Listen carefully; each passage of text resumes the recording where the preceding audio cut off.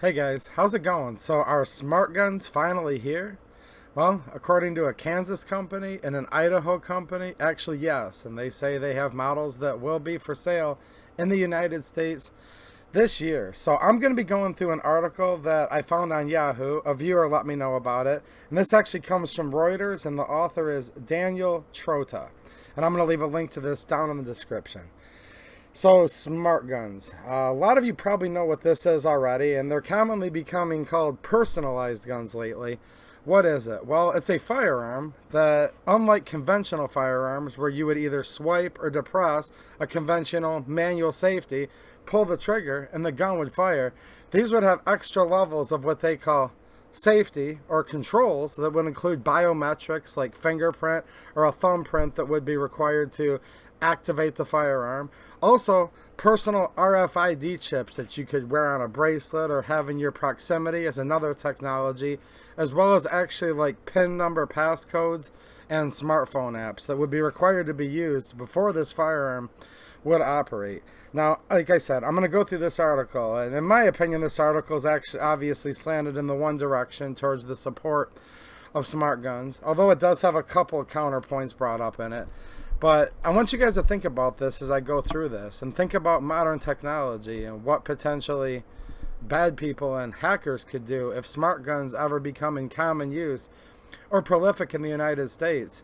Now, also think about the government, which would say they're there to help, but some of the scariest words you can ever hear is, I'm from the government and I'm here to help. That's what Reagan said. So just think about all this as I go through there. And some of you at the tip of your tongue might be thinking, well, this is cool. You love your smartphone, you love your smartwatch, you love the smart thermostat in your house, but keep in mind, these are firearms, and when seconds matter, police are only minutes away, and, well, me personally, I couldn't even imagine having to use a PIN number on my firearm to get it to work, or for the government to be able to hack into it, or a bad guy, or whatever. So just think about all that as we go through, and let me know what you guys think down in the comments. Now, we've been hearing about personalized or smart guns for 20 years, and there's some states that have legislation that to more or less extent has to do with smart gun technology and requiring different uses of it in their states, but we'll get onto that as the article goes on too. But supposedly they're finally here and ready to get going, according to this article. So it starts off by saying personalized smart guns, which can be fired only by verified users, may finally become available to U.S. consumers. And like I said, after about 2 decades of them trying to figure this out. So they're going to be talking about 2 companies here in particular. 4-year-old Lodestar Works on Friday unveiled its 9mm smart handgun for shareholders and investors in Boise, Idaho. And a Kansas company, Smart Guns, Gunz, says law enforcement agents are beta testing its product, a similar but simpler model. And both companies claim they are going to have a commercially available product this year, which would definitely trigger some laws in New Jersey. So keep an eye out for this. Lodestar co-founder Gareth Glazer said he was inspired after hearing one too many stories about children shot while playing with an unattended gun. They always use the children with this stuff, don't they? Smart guns can stop such tragedies, it says, by using technology to authenticate the user.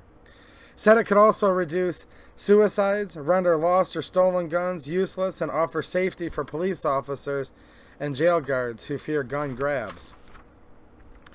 But, see, there's been attempts to do this in the past, namely Smith & Wesson, if you guys remember. They had a smart gun they were going to come out with. Well, this led to boycotts, and there was also a German gun that ended up being hacked, and it kind of stalled it, right? And there was a New Jersey law that was originally going to require that once smart guns were of commercially available, it would require that those would be the only guns that people could buy in New Jersey, obviously facing a lot of wrath from Second Amendment supporters. That law would be modified, and I'll get into that in just a second. So the Lodestar gun says it's aimed at first buyers, would retail for $8.95. And accordingly, Reuters says that right before their cameras that they had a range officer fire the weapon, a 3rd generation prototype, on all of its different settings, and it had no issues. Now they said there's going to be some challenges for large scale manufacturing, but Glazer says that this gun is basically ready to go. He goes on to say, we finally feel like we're at the point where let's go public. Glazer said, we're there. Now, most early smart gun prototypes either used fingerprint unlocking or radio frequency identification technology that enables a gun to fire when a chip in the gun communicates with another chip worn by either a ring or some type of bracelet or watch that the user would have, right? Lodestar integrated both a fingerprint reader and a near-field communication chip activated by a phone app plus a pin pad. The gun can be authorized for more than one user. My head's spinning just thinking about all this, if yours are. But we need to think about this because this is 2022 and this stuff may be becoming reality. We're going to go on here. The fingerprint reader unlocks the gun in microseconds. Now listen to this. But since it may not work when wet or in other adverse conditions, the pin pad is there as a backup. Grab your gun. It won't fire. Now, what, like your garage door opener or the entry to your car? Under duress when you're fighting with somebody? Well, this is what they're saying. I can't make this up. When wet or in adverse conditions, it may not work, so there's a pin pad there for a backup. Lodestar did not demonstrate the near-field communication signal, but that would act as a secondary backup, enabling the gun as quickly as users can open the app on their phones. So hold on a minute. You go to fire the gun, it won't shoot because it's adverse conditions or it's wet, and then you try your pin pad, that's not working, or for you got your pen. Don't worry though, you can now grab your phone out, unlock your phone, Just think about this. This is presumably in the middle of a gunfight where you have an average of 3 seconds usually to react. That's what the FBI statistics say. But I can't make this stuff up. Now, smart guns would not say which law enforcement agencies is testing its weapons, which are secured by radio frequency identification. That's the stuff I worry about being hacked or jammed up by regular citizens or the government or otherwise, right? I was going to say bad guys and the government, but I'd be repeating myself, wouldn't I? Smart Guns has developed a model selling for $17.95 for law enforcement and $21.95 for civilians. Yeah, like a couple grand, right? Said Tom Holland, and listen to this, a Kansas Democratic state senator who co-founded the company in 2020. So this smart gun company was founded by a Democrat politician, state senator. It's real surprising, isn't it? Colorado-based BioFire is developing a smart gun with a fingerprint reader. And then it goes on to say, skeptics have argued that smart guns are too risky for a person trying to protect their family during a crisis or for police in the field. And I would agree. Plus the level of control they could have over these. That's actually one of my biggest worries. They're both both of them make me very, very apprehensive, to say the least, right? Now, they did interview someone from the NSSF to give a different opinion, and it says the National Shooting Sports Foundation, the Firearms Industry Trade Association, says it does not oppose smart guns as long as the government doesn't mandate their sale. Well, I see where they're coming from, but look, as soon as these are prolific and available in the common course of trade and business, we already have a lot on the books in New Jersey that we're going to get to in just 1 second here, and I'm worried about this. So I hope these don't come to market personally.